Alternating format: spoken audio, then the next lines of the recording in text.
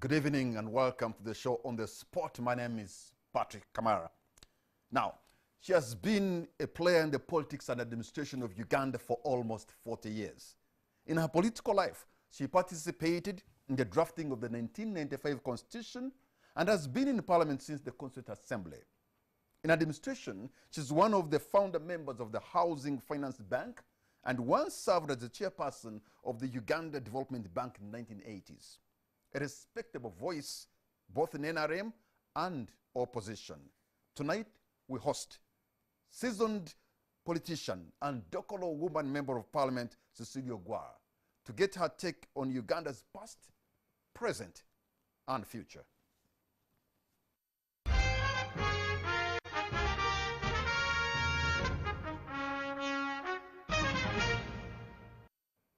Honorable Cecilia Gwar, we are so honored that you honored our invitation to come and be on this show tonight. You're on the spot and a warm welcome to you. Thank you very much and good evening. You know, we always start with prayers. Oh, the Cecilia Gwar way. Oh, why not? Well, you are the one who invited me, so you have to do it my way. Yes. Father, in the mighty name of Jesus, we call upon your name according to your command. Amen. That before we do anything, we should acknowledge your authority and power. Father, we thank you because you are our God. And we have dedicated this country, Uganda, in your hands. We say, oh God, may you uphold our country. Father, my God, be with us in the studio as we share views and opinion with the larger community, Lord, my Father. We pray that your name will be glorified in everything that we hear and speak today, Lord. Bless this television station. Bless the people that listen to it and people who have supported it and people who continue to support it, Lord, my Father, and other television stations and the media agencies in this country, Father, bless them. That they may be a vehicle to deliver the truth to Ugandans, Lord. We bless you and we give you praise. In Jesus' mighty name, Lord, we pray. Amen. Amen. Thank you so much. Your neighbor, Cecilia Gwar, always starts in a particular way, her way, and that is the way of prayer. I think everything starts with prayer ends well. So let me begin like this. Your neighbor, Cecilia Gwar, we live in a nation today that is so polarized. In fact, the language, if you were to open social media, the language we see and hear on social media is toxic and deadly. When a misfortune happens in another country, Ugandans are not even ashamed to say they wish it had happened here. Why have we reached this level? What causes us to be so polarized and to be so toxic in our language, in our action, in our appearance? Yet we are a country with a motto that says, for God and my country. What happened to us? Well, first of all, I want to thank you for inviting me to this studio. It's quite a while since I was hosted on this station. So first of all, I want to thank the Muslims who have started their fasting journey. And we pray that God will bless them throughout the journey. And I also want to thank all the people who were elected to the 11th Parliament and to the new district councils and the lower level councils. I want to congratulate them. And I pray that, almost tying it up to your question, I pray that those who have won and those who have lost must reconcile. Because after all, even those who lost had a mission, or their vision was to provide service and to work with the community, work with the people that they had intended to represent. So now that you or whoever has been elected, please be humble and go back and reconcile with whoever you have hurt along the way during the elections. And I think that is the message I would want to pass on to the people before we start on this program. And for the people of Dokolo, I want to say thank you for always giving me better votes. Every year, every election that I have gone through in Dokolo, they have given me better and better, and this time it has been the best. And I would also like to share with the whole country, although the people of Dokolo are already aware, that I had already committed myself that 75 is the cutoff point for competitive politics. And so I'm not going to be involved in electoral or competitive politics come 2026 because I would have already reached 75. So I've already mentioned that to the people of Dokolo. Of course, they are discussing it. Some of them are very upset about it. But I'm saying politics is good. But at the same time, there is always a time that you have to say, I have served enough. Let other people also take it on. So I want to thank the people of Dokolo for giving me the opportunity to serve not only the district of Dokolo, but also the people of Uganda. And for the support I have enjoyed from the parties I have served, Uganda People's Congress, now the FDC, and the parliament that I have served for so long. I need to thank all of them for having, I would say, tolerated me and also enjoyed working with me. Because when you work with people, you should know there's some bitter side of you that people are not comfortable with. But still, we tolerate each other like marriage, and you continue. So it's a journey together. And I'm very, very proud and happy that all of you have accepted me to work with you throughout this journey. May God bless all of you. You know, you're a very interesting politician. You speak for 5 minutes and then you say, now, Patrick, to answer your question. But even then, I cannot interject because what you're saying is also making sense. But then you are, no, but what I've started with actually goes to your question. You're saying, why is the country so polarized? Why? I think that is a very, very big question. And it is unfair to put it in one big question. Because if you were a teacher or I were a teacher, we would now probably produce 100 questions out of it. And would demand an answer. I would demand answers for all of them. What I can say is that we need to look back and find out where have we gone wrong. It is important, all of us, I'm on record as having said how the last election went. Those that are on the steering wheel and driving this country, if they have received the message and have not read it, or have read the message and have not understood it, they should ask for interpretation. Because I know things have been increasingly going bad in terms of building a country that is glued up together. You disagree on a number of things, but you agree on bigger things. And that is what keeps us together. I want to share with some of you who have families that there are times you are so angry with your husband or so angry with your wife that you say, I wish I had married another woman, or I wish I had married another man. But at the same time, when you look at the beautiful children, you said, I think we have to reconcile and stay on. Why? Because these beautiful children, how would I have got them if I had not got married to this man? So this is our beautiful Uganda, beautiful family. How can we stay together despite the fact that we have our differences, our cultural differences, tribal differences, religious differences, name it, ideological. We have all those differences, but how can we be together? I think we have, if you walk back, you'll find 2 milestones which have been very instrumental in making us think and rethink. One of them is Lancaster Conference in Britain before our independence. What did it do? Lancaster Conference acknowledged the fact that Uganda is not homogeneous. It's heterogeneous. It has its diversities, different cultures, different tribes. Almost different nations. Almost, exactly, you're right. You could have chopped up the regions into nations, completely unrelated. I mean, you bring somebody from Dokolo to Kisoro, that person is lost. He will never realize that actually Kisoro is part of Uganda. It's mountainous, it's cold, it's what. You know, you take somebody from Uganda here, you take the person to Karamoja, he will think he's lost in the Arab countries because of the heat, because of all these things. So the diversity is so huge. But God had done it that way, that we should harness all those differences and make it a colorful and a beautiful country.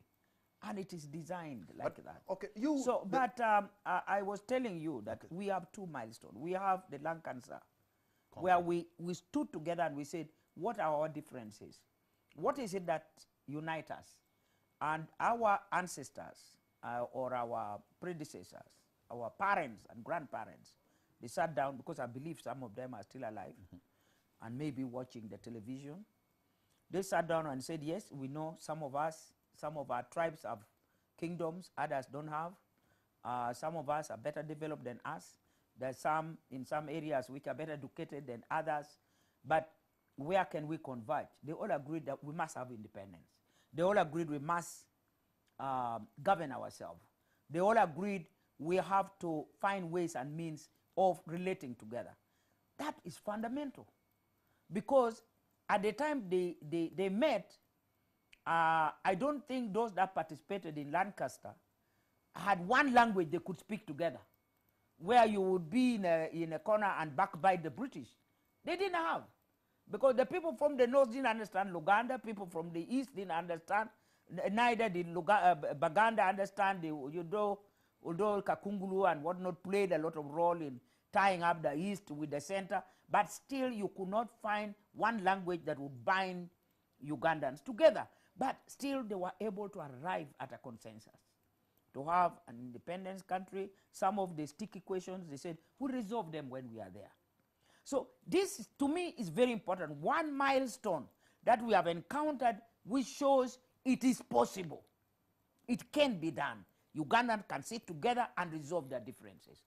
The second one is the making of the 1995 Constitution, which I participated in. Now, there we jogged back to our history.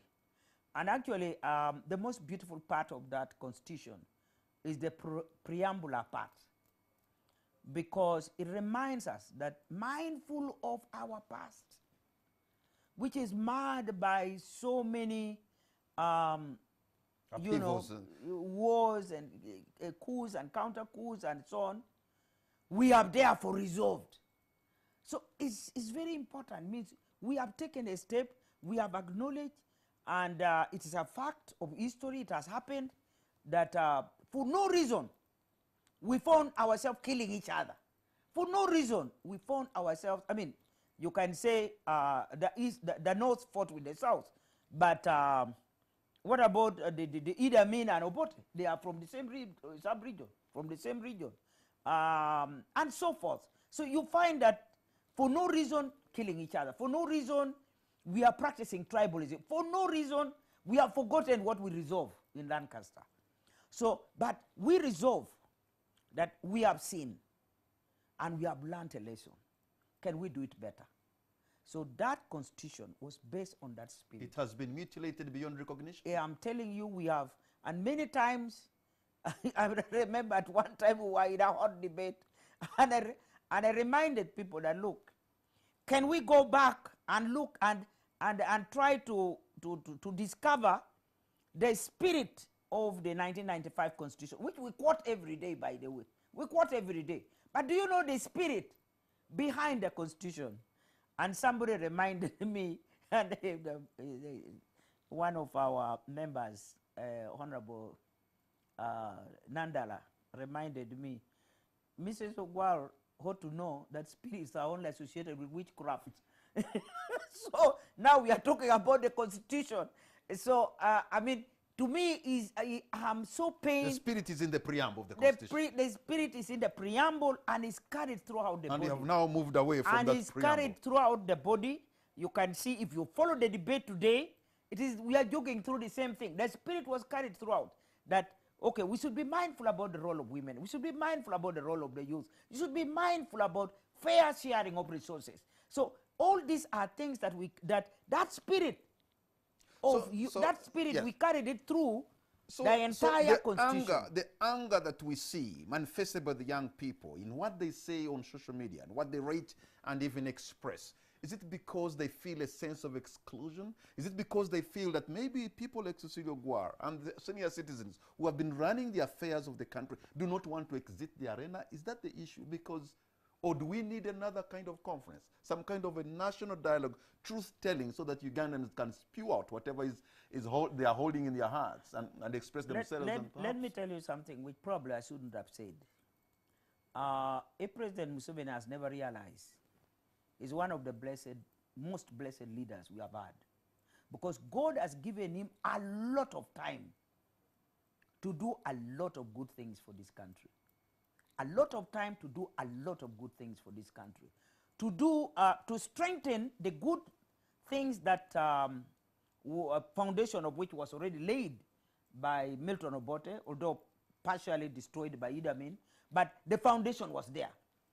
And he could have built on that, repaired the broken bridges, built on that. Uganda would be, in fact, when you are talking of moving away from the third world country to the second, I think Uganda would have been the first in the East and Central Africa. Should have been, because Uganda in the 60s was already described as having a golden economy, if you remember. Yeah, during yes, the Koreas of this world exactly. were coming in fact, to benchmark one of the stories which really makes me so proud to associate with UPC and my father Milton Obote is that at some point the British borrowed money from Uganda. Can you imagine? We have those very wonderful history because we had a lot of resources. We was a very wealthy country, but still colonized. But although we had the history of being colonized, but we had carried that wealth of putting the country together and developing our own resources and so on. And of course, checking on the excesses. What I have seen happening is reminds me of what people say about religious organization. He said, "Don't preach to an angry person, a person who is hungry." Wasn't eaten. Somebody has not eaten for 2, 3, 4 days, and you say, "Sit down, I want to preach to you how Jesus can save you." But same Jesus is there, is God, and I have not eaten for 1 week. And now you are saying I must sit down and listen to you. I can't hear. So first give me some water to drink, some food to eat. Then you said, "You know, my son, Patrick, the only way you can come out of your situation, have your faith in Christ. Then you can I'll listen. How do I embrace Christ? But now I'm hungry, I'm almost dying, I'm losing, breath, and you are preaching to." So what we need to do, where have we lost it? Where have we lost it? President Museveni, as I told you, I made a statement. I said, if there's any leader who has been blessed, if you look back our history, it has been President Museveni.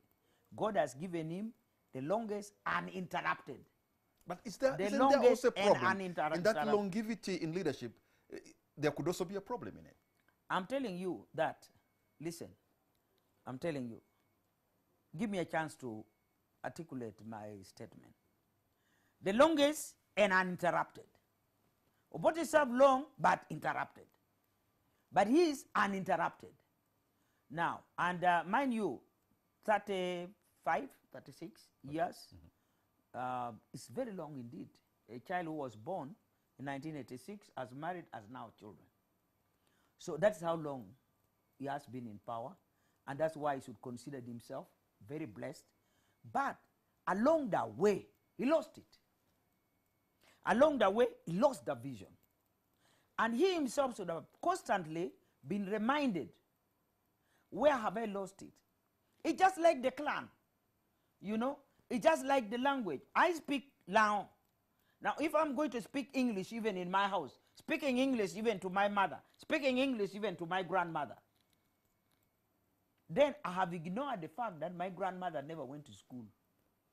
Now, if the president does not listen to what the northerners are telling him, if he doesn't listen to what the Banganda have just told him in the last election, then he will never learn. Or he has people around him who have numbed his senses so that he wants to see, but they don't want him to see. You know, they can do that when you are in leadership. Even we in our small kingdoms, because we are also kings, by the way. In our small kingdoms, if you don't know how to play your leadership role tactfully, you'll find that tactfully the people around you may not want you to know some of the other people. Why? Because you may find somebody better behind there who is being kept behind. And that somebody better may displace us. So the best thing is let the president just know I'm the one who can do this, you know, like the kind of nonsense brought to us today about something called, it's the only paper I've carried with me because I came straight from Parliament, something called the Paris model. Now, this is how far you can numb the nerves of the president. And the president is an economist. He understands. But you have to do thorough research, and you must come up with empirical, empirical evidence that the model we are proposing for Uganda has been tried in this country. It has been proved to be a success story. So this is how we can start. This is how we can move. We came up. In fact, I asked them what happened to the modern village pilot model. We had come up with that idea. I don't know where it came from, and we were all waiting in Dokolo that this model village modern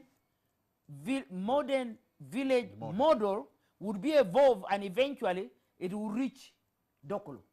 I think they started with 10 households, then they rolled it over. But for those whom you say have numbed his senses, I know you are from formerly Uganda People's Congress, FDC now, but there's also a public known secret that you are also very friendly to the president, even though the president says he has no friends.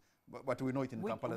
Which president said he had no friends? He said at one time that he has no friends. But we know you, that you are you're friendly to President Museveni. Actually, I think he would be wrong to call me his friend, but I am his sister. So when I go to see him, I go to see him as his sister. Yes. So when I see something wrong, I tell you. And he will take it in good spirit. Because only sisters will tell you the truth. But others, they are fearing. You see, if I tell him this, that Mr. King, you are naked, I may lose my job. So let me hire somebody else to say it. So that's the problem.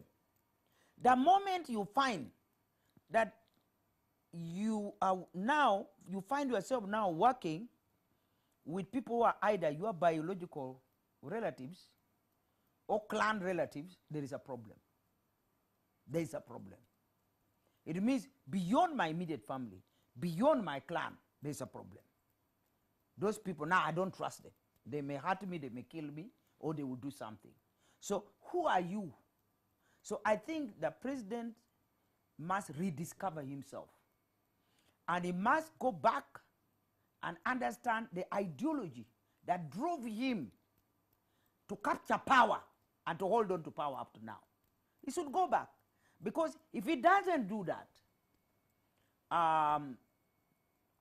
when he loses it, he doesn't lose it alone. He will lose it with you and me who are innocent.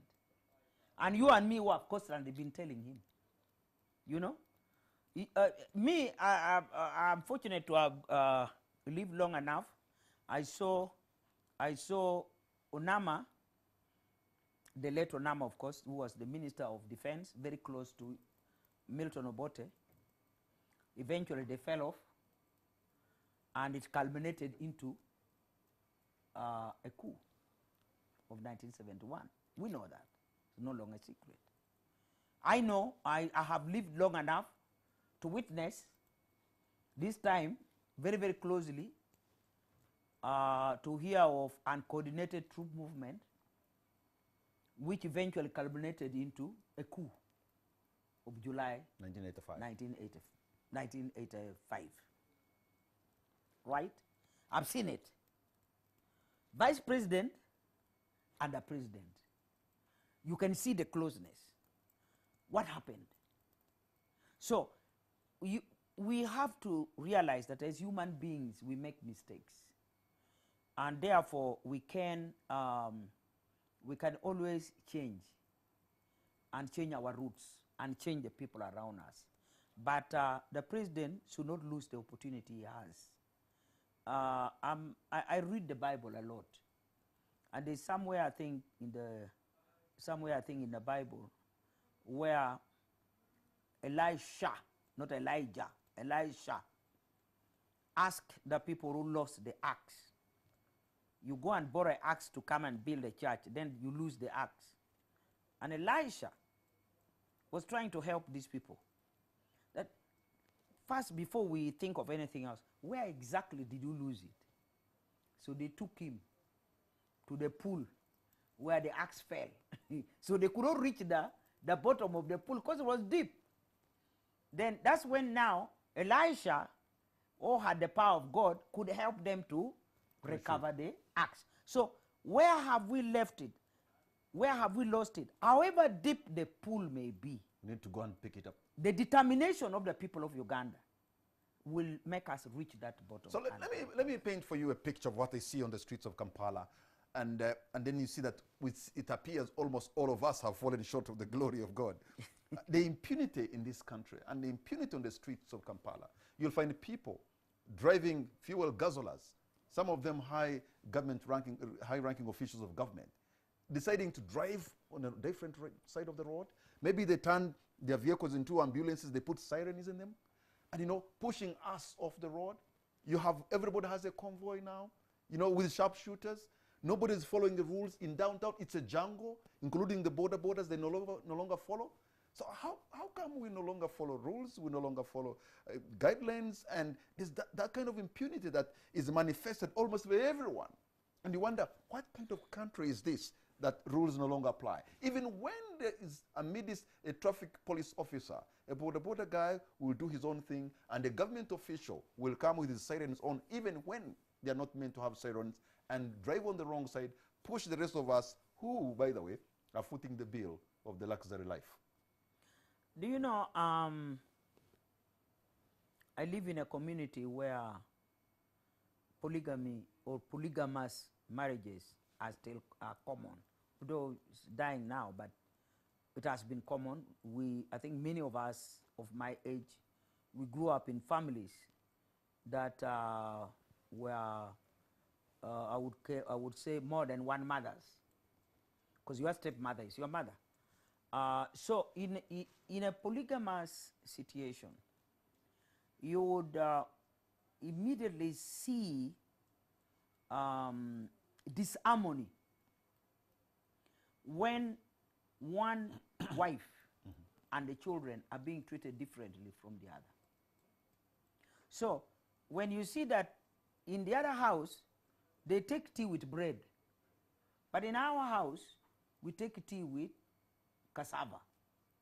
Because bread the father bought here last night, but only bought for that house, not for the other house. And yet we are, the two mothers are both his wives, and so therefore he should treat them. So you begin to see children looking at themselves differently. And of course the cassava children will now have a bitterness towards the bread the bread family. Because why should you be favored differently? Why? He is our father and he should treat me in the same. So you now find hostility. First of all, radiating between the children. I want you to translocate that into our present reality. Yes, what you have said is, why should some people are now reckless? I mean, why should I respect my father when he's treating us like this? Now, you look at Kampala. There are times it takes me long to drive out. But there are times my children come and say, Mom, sit in the car. So they will just take me aimlessly driving around. And you see these apartments. This one is built by so-and-so because he has so-and-so connection. Then he has married from this family. And then, connection. And these people who are driving recklessly on the road, they know. Some of these children, you sat with them in the class 5 years ago. You were in Makerere. Today he has built himself an apartment. He's driving a huge car. Okay? It's actually changing, probably even as more than 2-3 cars. But you are still struggling. You apply for a job, you go for interview, you are probably you even got first-class degree, you can't even pass mere interview. And you get sometimes, those of us who are in leadership, we really suffer. Ma'am, I've gone through so many, we ever tell them, they normally advertise jobs in the social media, what do you call it, in the social media, or sometime in newspapers.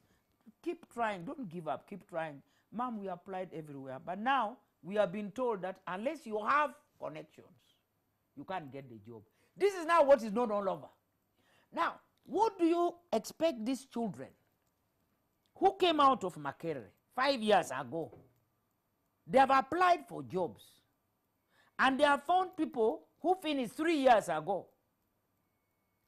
For me, I left 5 years ago. The one who finished 3 years ago got the job I also did interview for. Why? So this will make this child develop that bitterness. Why the differences? Why are people being treated differently? So this feeling is now, you can now see it radiating not only in the rural areas, but even up. All these things we are coming up with, maybe we try this model of fighting poverty, then we try the other model. This is just method to put government resources in one pot, we eat it. When we finish, then we say, no, this one didn't work well, let's try this one. Again, you put the money in the pot, they eat it, then they move on, they baptize another one. So, but then when will the money reach these people who have been waiting patiently? When? But this is when I ask you, as a member of parliament, because actually you sit actually the budget committee of parliament and a seasoned politician, your job is to appropriate funds. I mean, why do you allow sometimes to put money in endeavors that are not going to help Ugandans? Because it's your job to appropriate. Or don't you have any powers to say, look, Mr. Minister, where you're channeling this money here is not going to help the majority? I know you're laughing, but as a parliament, as a parliament, you have that role, you have that job. Unless you tell us that parliament is just a smoke screen for something else behind. Let me tell you, Parliament has tried its best, because when people are crying, the people at the front line of defense are the members of Parliament, because people cry to them directly, so they understand. And the people have always come, either by articulating the suffering of their people, by making special statements on the floor of Parliament, and so on. So Parliament has done its best. Parliament has even gone to the extent of advising the government that when we are allocating resources, this is the best way to go. What, I just want to know. And we have... Does Parliament have any kind of leverage to stand on its ground and say, on this one, this is what we say, if you don't do A, B, C, D, maybe you're not passing this budget? Because at one point, I remember, when Parliament said we're not passing a budget because you wanted money increased in the area, the Minister of Health. Because of the death rate at that time and of mothers at that was point, very high. At that point, Parliament said, you know what, we have leverage. We are the one going to pass this budget. But unless you do A, B, C, D, we are not. And the government had to relent. So why can't we see that happen often, especially when you know that the expenditure is going in wrong places and there's a hemorrhage of public resources that should be put somewhere else, so that people don't become bitter. They see something that is coming out from government helping them. You see, Kamara, let us respect the Constitution. The Constitution has given us 3 arms of government, and actually compelled the 3 arms to respect each other, and demarcated their roles and said, don't cross the line. So it is the people who actually elect the executive and the legislature. And of course, the legislature and the executive and the legislature normally elect the judges and so on. But we all have distinct roles, very well defined, that the 3 roles of the roles of the 3 arms of government are very well defined in the Constitution. and must be so. The separation of powers is there. Now, when we locate resources, we allocate resources based on the request made by the cook. And the cook and the mother of this government is the executive. Is the one who knows where to put what resources. And we are now not going to go there and say, no, no, no, don't put resources there. Because then the president or the executive will say, we have failed because Parliament did not give us the resources, which we would have used for the roads. But Kamara, we have been allocating resources for roads infrastructure, right? Now, give me one reason why out of so many thousands of tarmac road going to many areas and not a single kilometer in the last 10 years going through Lango. Just give me one reason. You can't find. So you make people wonder what is going on. But we give resources. Now, if we didn't, they would say, you see, we were rolling out. We started from the west. We are going to come into the south. But the other day I was driving, crossing River Kwangakara and River Monyali from Dokolo to Soroti on a very beautiful road. No, that piece, the piece which the World Bank gave us, that was given about 15 years ago. And but the good news is, I think the contractor was a good contractor. We haven't yet developed the kind of potholes we develop when we use other contractors. So it's a good road. It's a good piece of road from Lera straight up to via Dokolo. Via Dokolo, of course, because I'm on the highway up Soroti. Up to Soroti. I'm not so sure when it goes up to Mbale, but the road is reasonably good. You are right. But that's all we have got in the last 15 years. Just give me one tarmac road financed by government in Lango sub-region. You don't find any. The reason is why. Now, if being in the budget committee, if I had not passed the budget for road infrastructure, the government would blame me. You see, we went and made a request, and one of your members, Mrs. Ogwal, who comes from Lango, refused to give us money. So the government now would say, it is your daughter who is being stubborn because she's a member of the opposition. That's why whenever there's election, the president say, don't elect them. I would rather have mine rather than the opposition.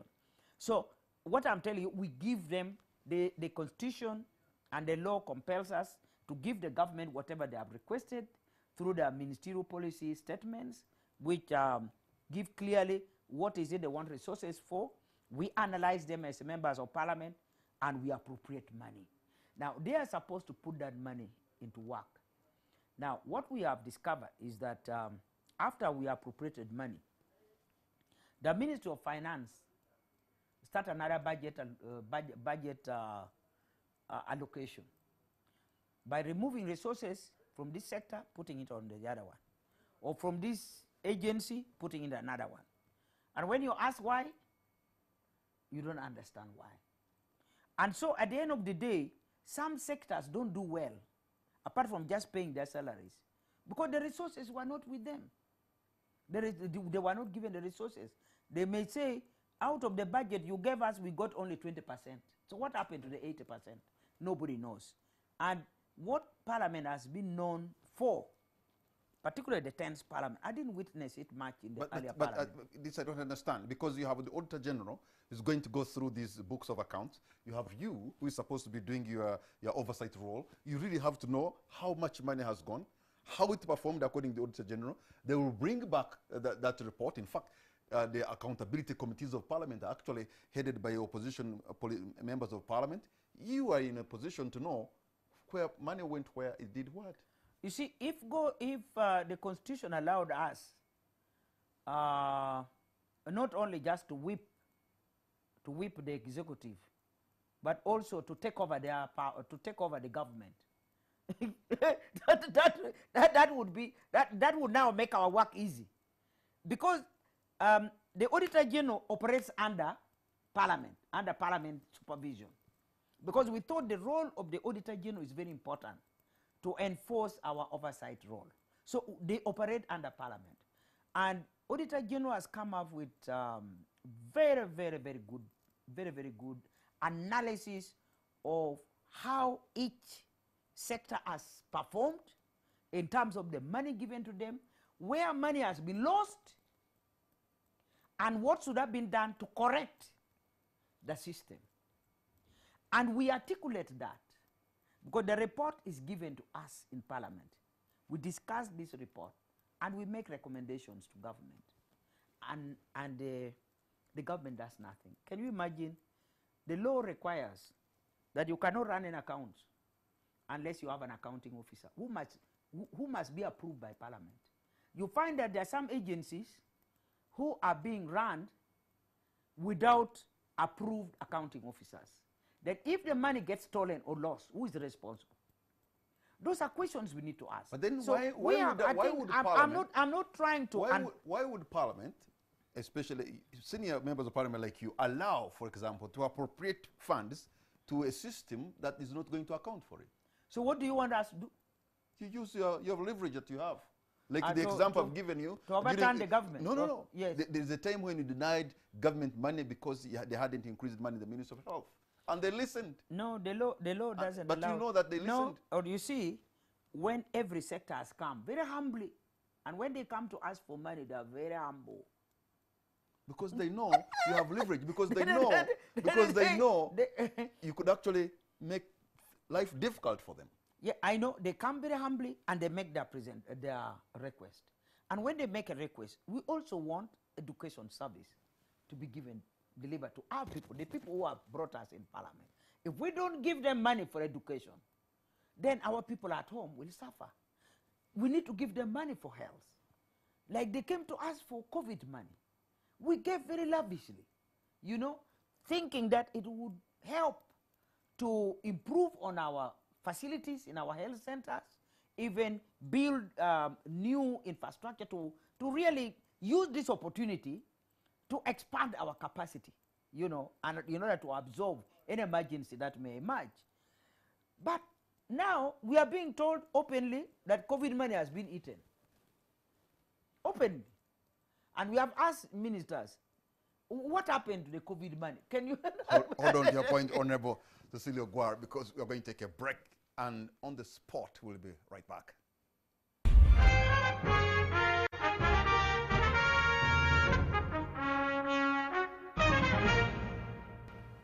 Welcome back. You're watching On the Spot. My name is Patrick Kamara. My guest tonight is Honorable Cecilia Guar, woman member of Parliament representing Dokolo. And, you know, I'm talking to her like a senior citizen because I want to ask, what's wrong with us? Because we seem to be so polarized, things not running the way how they should be. And you being a senior citizen, you can tell us where we've come from, where we are, and perhaps where we are can project where we are going. I can imagine now you're struggling to look for money here and there so that you can finance government. But have you paid attention to the cost of administration in this country? Because I suppose we have the biggest cabinet south of the Sahara, you know, and of course we have a big parliament that keeps growing. Now it has even grown 529. And as we move on the streets of Kampala, ministers now move with their convoys and their sharpshooters and all that. There is no, in my view, justification for having such a huge cabinet. I know you're not in the executive, but when these administrative units are being created, you as Parliament, do you have a say? Well, we would have had a say, but we do respect the Constitution. The Constitution empowers the President to choose the team he should work with. The role that we have to play is to look at the persons he has chosen to see whether they actually qualify to occupy the office that is given to this particular person in terms of educational background, experience, maybe integrity.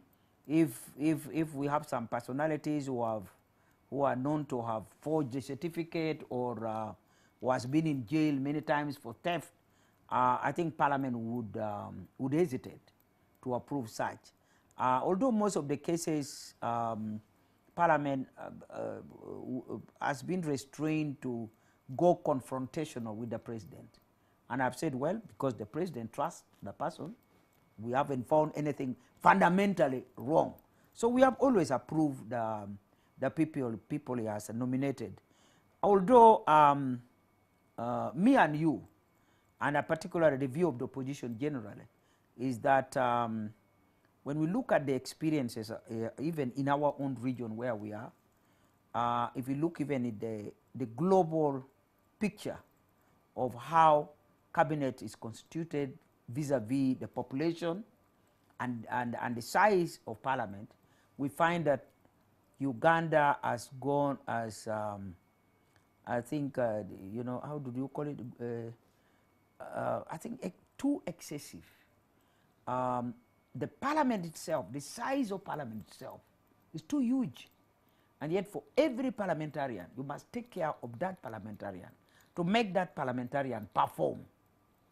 Then you come to the minister. But when you talk about parliament, you are a beneficiary in the increase the size of parliament and almost the gerrymandering, because at one point you are representing leader, and then now you are representing Dokolo. Yes. And at one point you lost to Honorable Jimmy Akena. Yes. But now you almost have your own enclave that almost ring-fenced for you. It gets better and better every election, like you have said. No, but that is the character of leadership. You know, it's not about a person. It's not, politics is not about an individual person. It's about the ideology. It's about the principles you believe in. It's about who you are in relation to the people you serve. Who are you to the people? I'm talking about the creation of constituencies where the Honorable Sidogwa is a beneficiary. I agree. When you have an opportunity, if a person like Mrs. Ogwaro, who believes in herself and believes that it doesn't matter where you place me, I'll still be speaking the truth. I will still be carrying the voice of that voiceless. That is who I am. So it doesn't matter where you dump me. That's what I will be speaking. I will never change. I will never be compromised because I'm swimming in a better water. You know, so I think it is true that I'm a beneficiary of the creation of the districts, but I myself am not comfortable with the creation of too many districts, of the creation of too many constituencies, and all these administrative units, because it's not only creating a district or creating cities like now we have come up, it's the resources that need to go to make these units make sense to the community. What the community wants is service to them. How you deliver it, it is actually up to the government to create systems that will deliver services. It doesn't matter whether you use 1,000 districts and you are going to eat the money, I will not reach that person. It's useless. The district will not help us. In fact, there was a time when we did a diagnosis of the performance of the districts, and we found that there were some districts which were newly created, they had performed hardly 4%. That is so, why did we create them? Of course, to me as a person who is there rural, I don't have the capacity to analyze. I will say, yes, now I also have my district. But to the person who is going to allocate resources, we know that I now need a chairman. I must give this chairman, even if he has only 2,000 population in his area, is representing 2,000 people or 5,000 people. I need to make sure the chairman as a vehicle, as a driver, as a what, then the council, then the what, you know, all these expenses that go towards making the office of the chairman functional, and the administrative units. And that I can now carry you to what we were talking about this afternoon, about the Paris development model. You are talking about the district, okay, being too many. Now, if we are going to devolve power, administrative power now, to the parishes, it means you now must facilitate parish chiefs and create infrastructure around every parish to make sure they are functional. And you have to ask too many questions. And a simple question I asked today, if our idea of getting people out of poverty and getting services to reach the rural poor, why are we, the same government, using the same team, right now closing down Health Center 2? Because the reason why we came up with Health Center 2, I remember at that time the president called us in State House as women and had dialogue with us, and we told them, look, some of these husbands are not very responsible. So their wives may start having labor when the husband is busy drinking somewhere, or has gone visiting somewhere, or is in the second woman's house, and now the woman starts labor. The next thing this woman will do is to try her best to walk to the nearest, or to seek help from. So we said, take the maternity facilities nearer to the people we are very concerned about. That's how the concept of Health Center 2 came up. A very good concept. Bring it nearer so the woman can struggle and walk there. Or you can be put on a bicycle and your son can roll you on a bicycle to the health center. But now the same government is saying, close Health Center 2. They're not relevant. Let us instead develop Health Center 3 at the Gomola level. Now, you can imagine how you can walk 15 kilometers in order to get health service. You are a woman who's about to give birth. So these are the kind of concepts. Right now, the government is saying, now we have realized, now we are going to start planning, now we are, but all this time, what were you doing? That's what we are asking. So now I was saying, okay, now we are appreciating that Paris development model will make sure services have reached the people. But what is the vehicle? The vehicle they are conceptualizing, because I can't see it becoming a reality, is that let there be a fund there, like the Wealth Creation Fund, which you know has been abused. We have a huge document on analyzing the performance of the Operation Wealth Creation. A huge document of how money has been misused, how seedlings have been given to people in dry season. How can you plant orange in dry season? And you are giving it to a rural person. You know, this kind of thing. The report is there. So if we were not able to manage that, Operation Wealth Creation, which is a small unit, if we have not been able to understand why the women pleaded for Health Center 2 nearer, which is that is now actually Paris level. If you could not understand it and you are actually ordered for them to be closed, how is it now you are waking up and saying, let everything now be done at the Paris level? What miracle are we going to do to make everything operate at the Paris level? First of all, the Health Center 3 is at the Paris level. How are Health they Center 3 is at sub-county level. Sub-county level. How are they performing? Because I see them also lacking. So why would you have Health Center 2, yet even a bigger one, Health Center 3, does not have... They don't have medicine. They don't have... And so those are songs we have been singing every day. Health Center 3 don't have even nurses. So how will it be at the Health Center 2? Exactly. So we are asking the same thing. Now, what actually caused a bit of commotion today in Parliament is that they are now saying the Youth Livelihood Fund and the Women Entrepreneurship Fund, which women have been really depending on and saying, yes, at least now we can see the government is reaching us. Because at least even me from Dokolo, I can say, yes, I have been to some sub-counties. I can't say it's being perfectly run, but I have tangibly seen groups of women with their animals, or group of women who are farmers, or group of women who are having some activities. As a group, I've seen them physically. So at least they are seeing that government finally has reached them at their level. That one I have seen. Now they are saying, no, we are now going to move web money under local government, under that special fund, which will be under the local government. We are going to move everything, including a Myoga fund, which has collapsed. And in fact, I know the government has asked for forensic audit. And all these funds you have been here, wealth creation, what not, they will all now go under that mysterious pool. And who is going to run and manage that mysterious pool? I don't know. Because I don't see the capacity of government at the moment to run that mysterious pool. Unless somebody is trying to tactfully rob Uganda in a very big way. But if they are doing it using intellectual reasoning, they should have come up with an intellectual document which we understand. Where are we coming from? The argument which they have given is how can we effectively deal with poverty at the lower level, which is a very good thing, which we have all been wanting and we have all been desiring. But now they are saying the only way we can improve the poverty is to have this pool money at the parish level. There is no infrastructure at the parish level. There is no parish chiefs at every parish in Uganda. There is no infrastructure at the parish. But you are now saying this particular budget of this year, which we are approving actually by next week, at least before May, is supposed to have that model.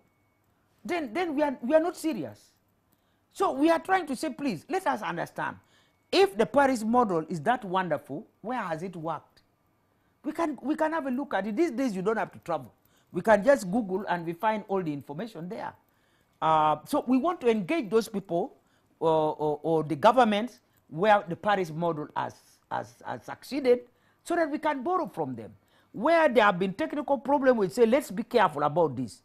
So we have said maybe we could do what they call experimental, maybe with a few districts, and then we start with the wealthy districts so that we can see how it works, and then maybe we can then move to the entire project, as a pilot in some areas. Yes, they should do some pilot and in some areas, then we can see how we can. But look, if the village, the modern village model has collapsed along the way, nobody now even talks about it. So now, let me how can the Paris you work? as somebody who sits on the budget committee, our current expenditure, I think, is about 28 trillion or thereabout.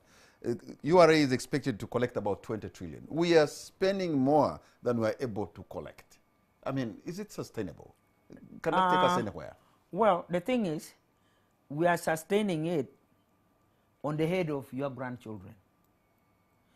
You're mortgaging your future. Yes, we are through mortgage because, you know, in the past, I understand people did not have much money.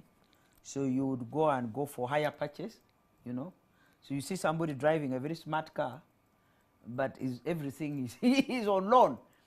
And so the business that keep Parliament very busy is loan request through the Ministry of Finance. Loan request. And for that's doing what is keeping you busy. That's the agenda you find on the order paper almost every day.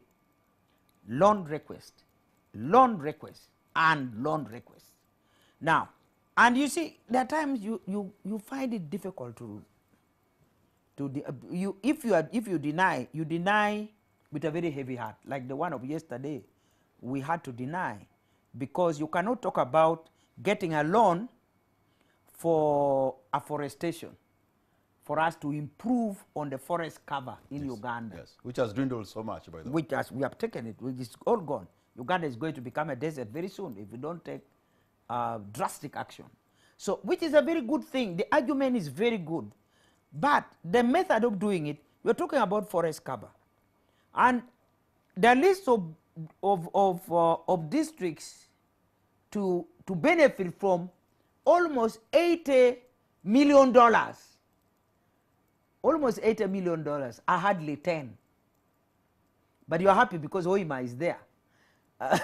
And some of us can't smile because I didn't see any district from Lango at all there. But that's not the issue. For me, I was saying, oh, it's okay, you can leave Lango. You can leave Lango sub-region, I don't mind. But how can you talk about forest cover and you forget Karamoja, which is already a desert? How? And you come before the Parliament of Uganda, knowing very well that the Karamojong are there looking at you, and you are talking about we are getting a loan which you have to pay, your children have to pay, your grandchildren have to pay, maybe your great-great-grandchildren have to pay, and Karamoja, which is now the driest of the dry, and which is already actually deserted, is already a desert with all the characters of a desert, in Karamoja, and you forget Karamoja from this program. Even if you tell me that Karamoja is being catered for under a different program, how comes we don't see it? How come we don't see those different financial programs being tangibly seen on the ground? But is afforestation going to take place on private land? This is another question. We are saying yes, it has to find a way, and by the way, most of the trees that were cut, and maybe that made Uganda have a huge forest cover, were on private individual land. So people cleared their own trees.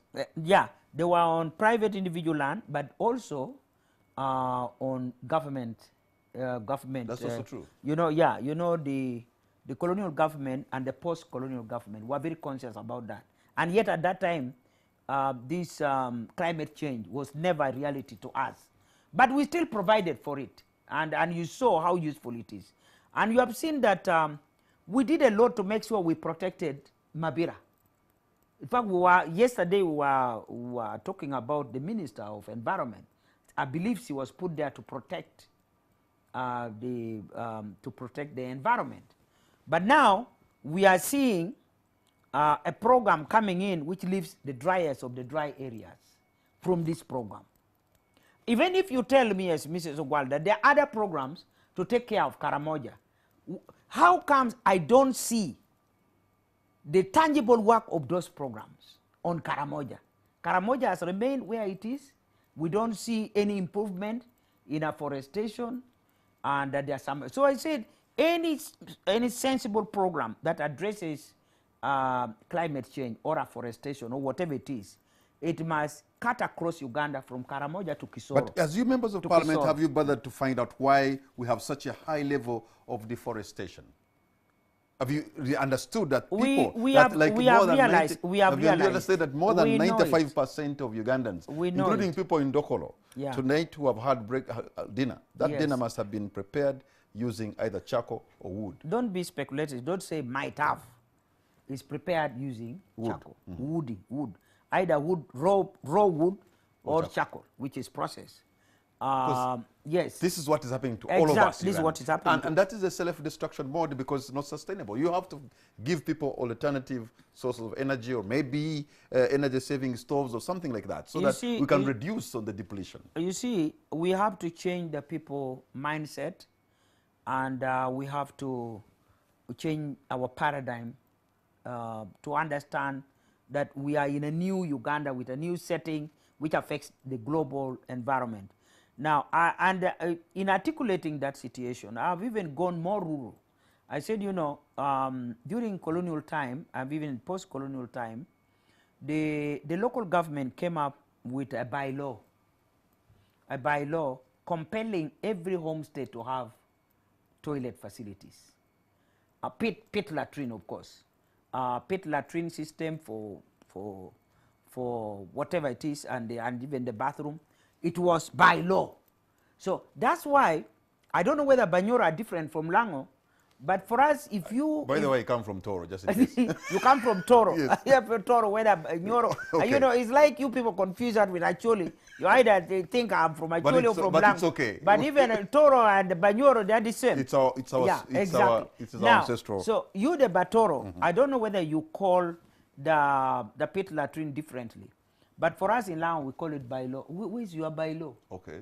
Why? Because it came to be in existence through a bylaw.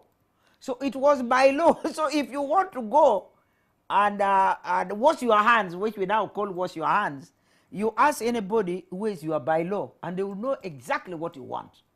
That is the pit latrine facilities. So if we have to do it like that, by law, compel everybody to do this. And after so many years, it becomes a norm. It becomes a norm. And we have even asked, I think one of the members of parliament asked, I have been able to plant so many trees. The Kakungulu planted so many trees. How much did he spend? How much government money went into it? It was a voluntary thing.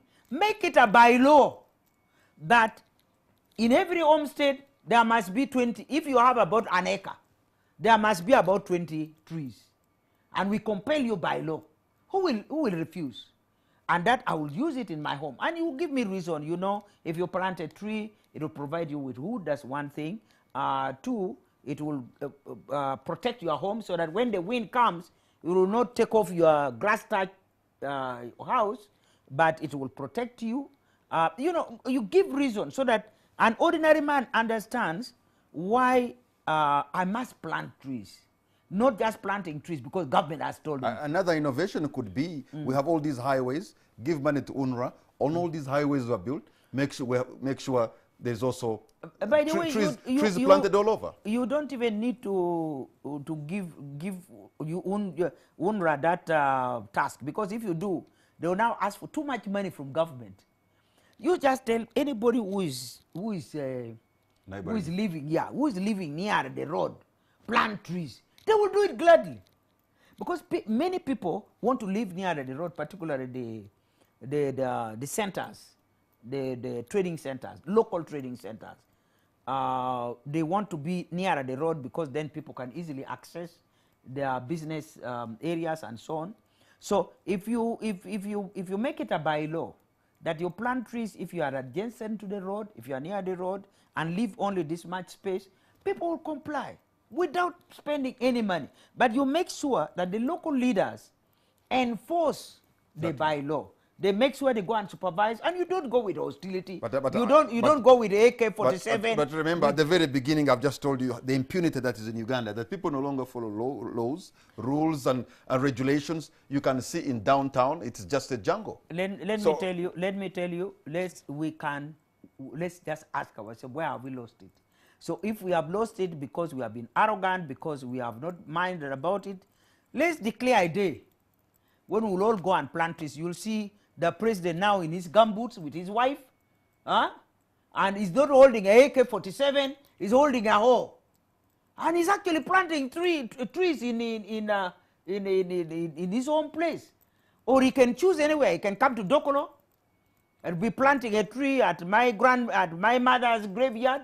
I'll be very happy to host the president and his family in his funny jeans and not holding a AK-47, but holding a hoe and helping us plant trees. It will change our mindset. Have you seen the first lady in jeans planting trees? Have you seen? You know, she was there even with Mrs. Ogwal. So who am I now not to plant trees? So we can lead by example. Hold on. And we have to be humble. Hold on to your point, Honorable Cecilia Ogwara, because we are going to take a break, and when we come back, I'll open the line so that you too can be a part of this discussion. You're going to see the numbers on the screen. Please keep it short, and if you have a question to Honorable Cecilia Ogwara, ask. If you have an idea, also tell us that idea, and how I wish you give us only those ideas that you think can be implemented. We'll be right back.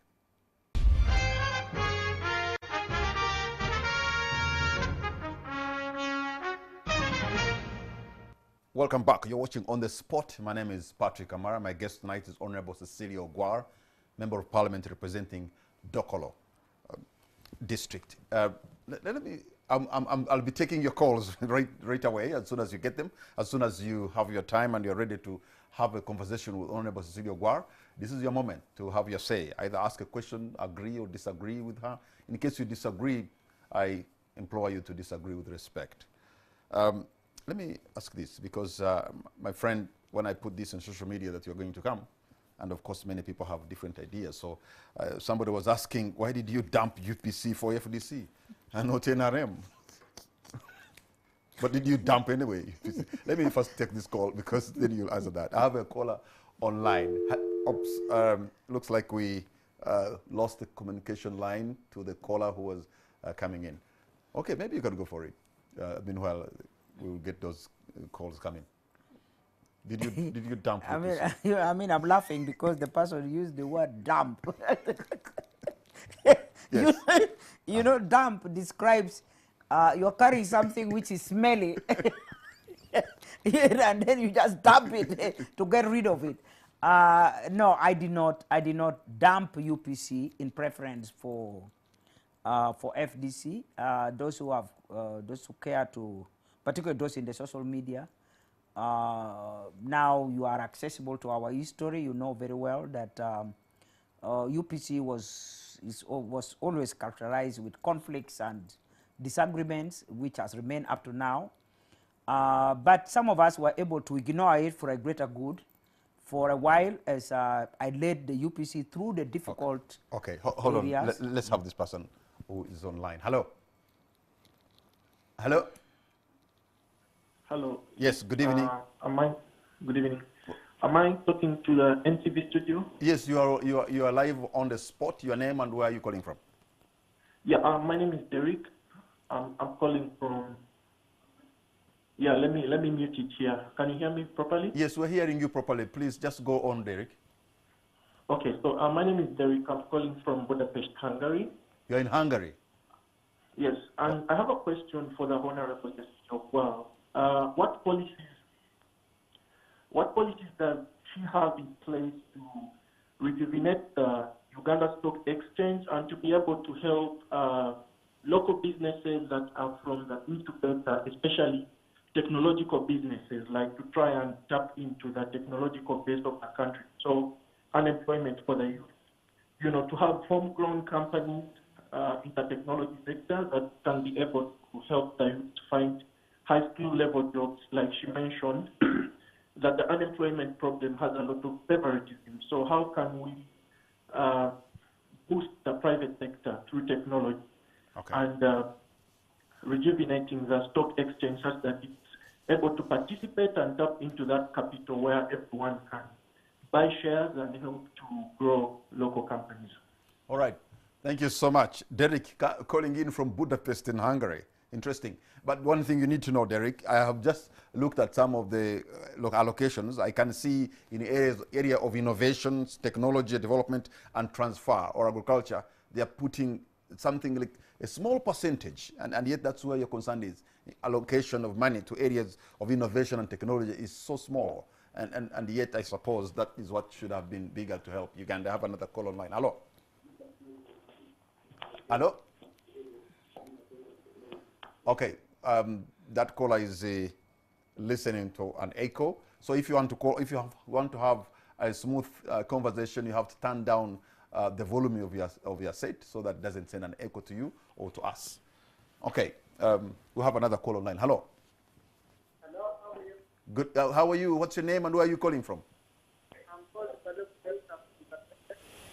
I have a problem hearing you. I don't know whether my producer could do something with that. The voice is very fainty. Hello? Unfortunately, we can't hear what you're trying to say. Probably you can call again. Okay, you're trying to articulate something and then... Well, briefly, because I don't think we have much time, I was saying that UPC has been mad with conflicts and disagreement for a long time. So that's why you decided right to from leave. the time of... That's why you decided to leave?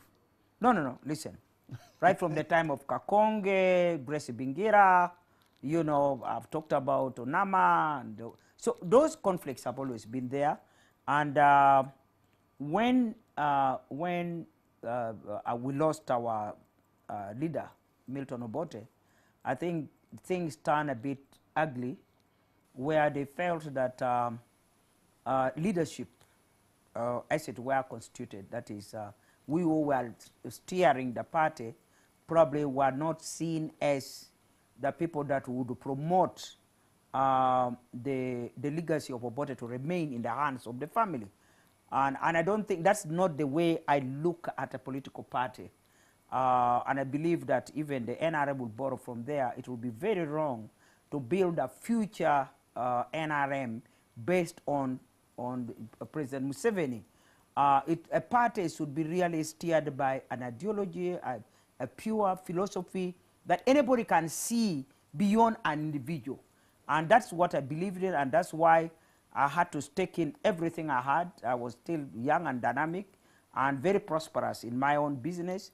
So I could have continued developing my business, but I had to sacrifice all that in order to build a party, because I was definitely opposed to a militaristic approach to governance.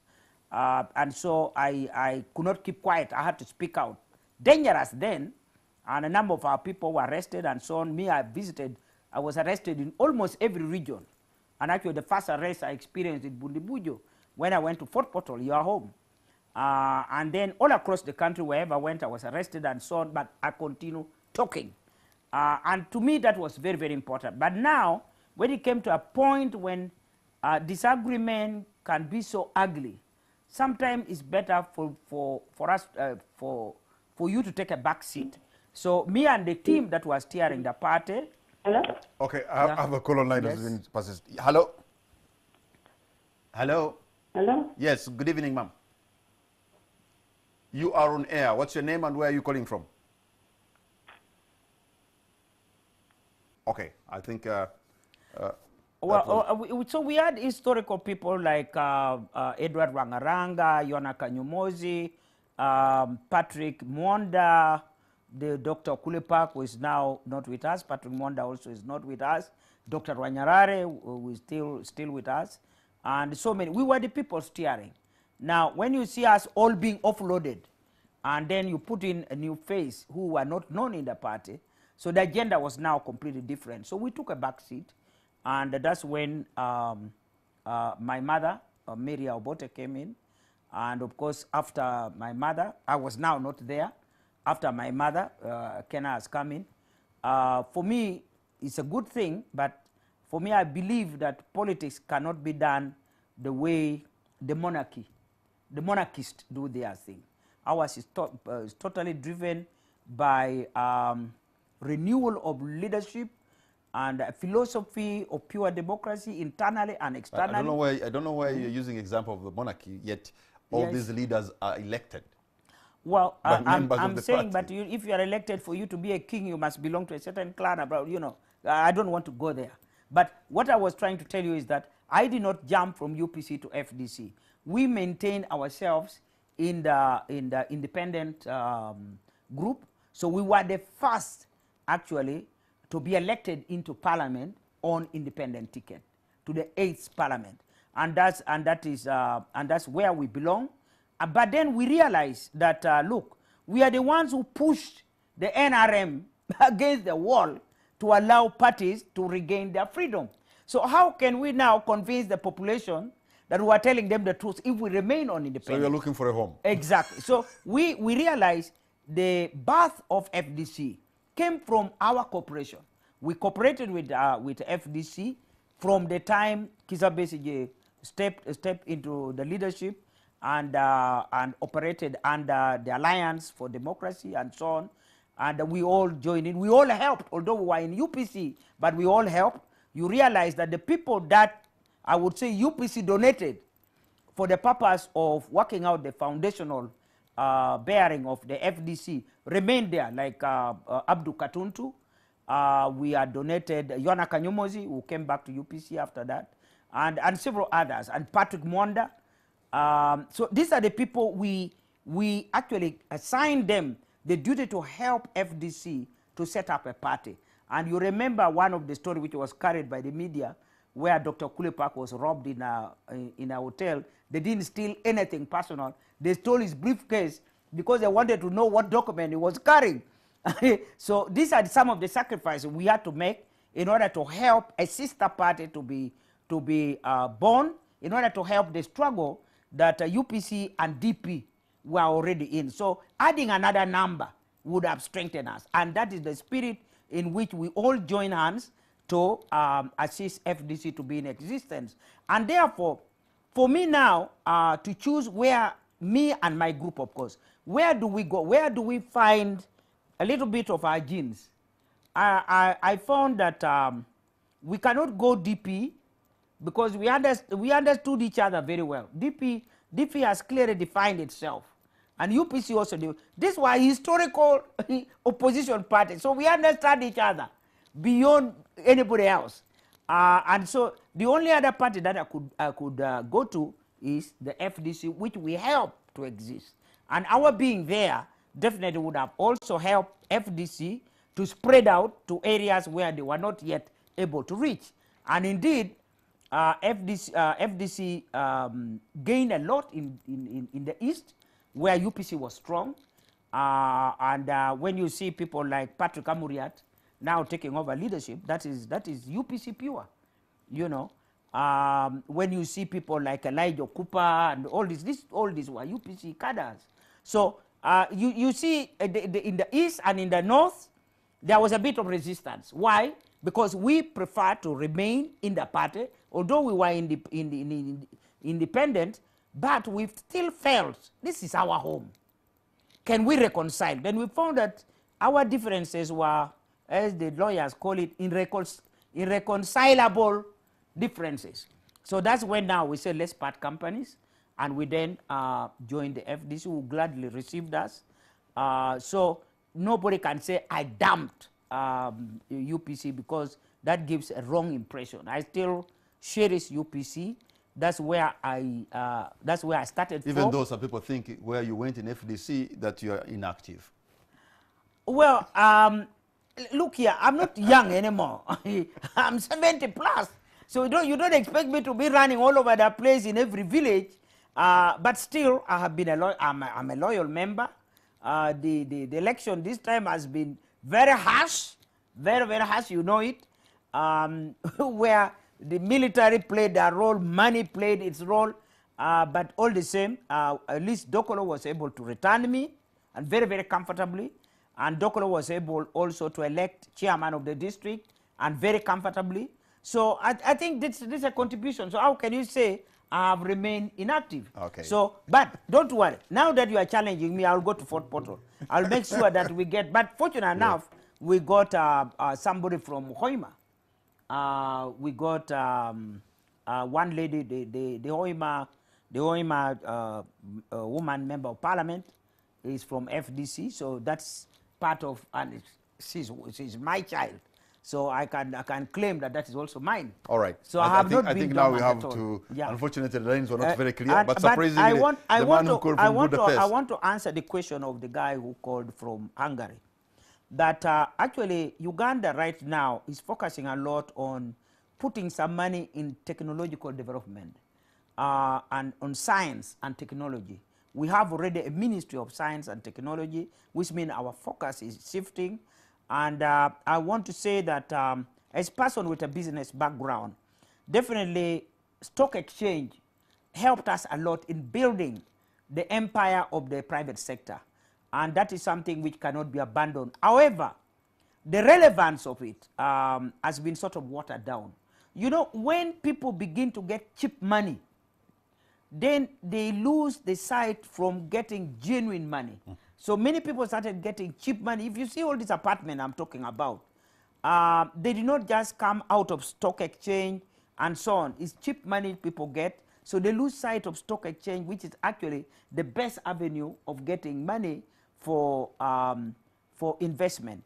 And what we are now trying to promote, and which is also working particularly for the rural people, are the SACCOs, the saving and rural saving and lending and credit. That's what we are trying to promote at the rural level. So at their level, they are doing extremely well, because some of these people don't have properties which they can put to commercial banks as a collateral security.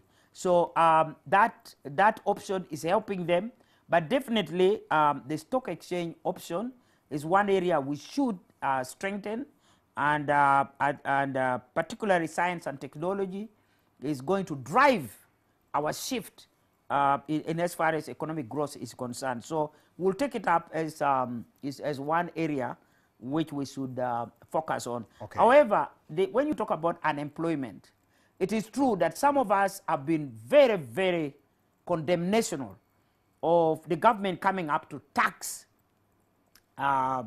like the social media services or the internet accessibility. You know, we feel that is really nonsensical. We have areas where we can tax, but this, when you talk about social media, is not for me, Mrs. Ogwal. For me, I enjoy reading my newspaper and listening to my old radios. But it's for these young people. And when they are busy selling their shirts, selling their crafts through social media, that's how they make money.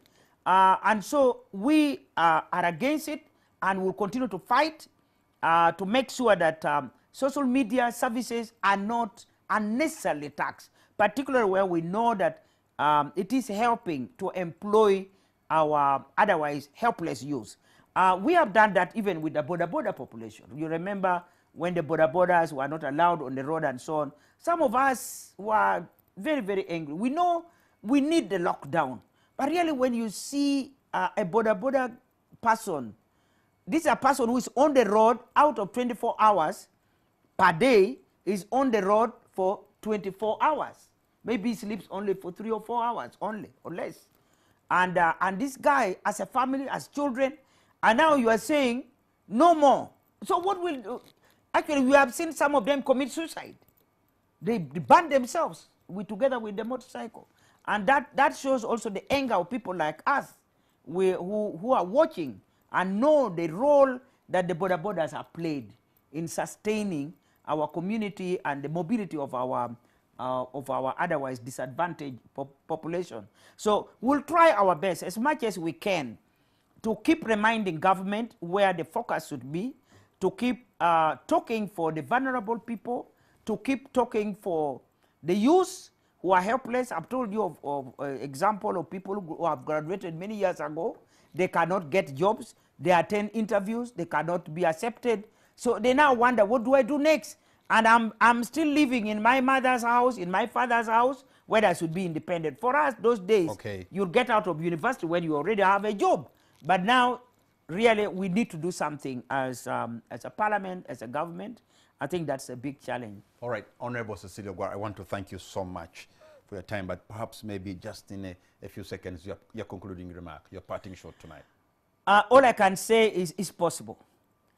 It is possible for Uganda to unite and support matters of critical national importance. It doesn't matter. This media, the information technology which has emerged is a good thing. Let's utilize it positively to enhance our knowledge so that we can also improve on our development and our communication. But we should not use it to destroy ourselves. As politicians, I think we need to reinvent that spirit and go back to look at the golden thread which our forefathers gave us and make it run through the Lancaster, passing through the 1995 Constitution up to today. Let's try and repair that breach, and definitely let's preach to each other. You know, in Parliament and in the community generally, there's this common word people are now using, the mafias. Can we put a face to those mafias? Who are those mafias that cannot be identified and talked to? I think it's important we should identify the mafias and talk to them because they also have human hearts. They know what is going on so that we can at least save the face of this country. Let me tell you, to the international community, Uganda is a country people respect. We have hosted IPU in this country. We have hosted the Commonwealth. And they have all said that the IPU we hosted in Uganda and the CPC we hosted in Uganda have been the best managed ever. So it means there is some favor Uganda enjoys in the world. And let's keep that favor alive, really. People love Uganda. And we can make people love Uganda. But now, when we start throwing insults, let me tell you, people insult even bishops. Our cultural leaders. In Lango, for example, I'm ashamed. Because in Lango you find even cultural leaders. We have two cultural leaders with their groups. Imagine, cultural leaders. I thought that was a good thing. You have many. Can you imagine? So it has brought us, you are quite right to say, something has gone wrong in our community. Because even our culture, if our culture cannot unite a tribe, then where on earth shall we find a forum where we can unite? So let Ugandans rediscover their root. We said, oh Uganda, may God uphold you. God has not given up on Uganda. And I believe that we can come back, we can talk about our differences. Money, you will never go to heaven with money. If anybody thinks going to enter the gate of heaven with money and bribe your way into heaven, you will not do it. All this money you are leaving behind, and you can be very sure if you leave a lot of money stuck up in the bank, your children are going to use it for marijuana and whatnot and finish each other. So use that money to build Uganda which will live as a beautiful country, stable and peaceful, that all of us will be proud of. That Mrs. Ogwal has made a contribution, and you, Patrick, have made a contribution, and all of us have made contribution. That is my prayer every day. Thank May you. God bless all of you. Thank you so much, Honorable Cecilia Ogwar. You have heard her there, the unmistakable voice of Cecilia Ogwar. I think God gifted her with a good brain, and she knows how to communicate that. She's a lady with the gift of the gab. We thank you so much for the time you've given us. We thank you so much for your leadership. We also thank you so much for your insights. And for those of you who have been watching, I want to thank you for your great company. And I want to agree with the Honorable Cecilia Ogwar. We are a good country, and we can do better. Good night, and God bless Uganda. Apoyo mate.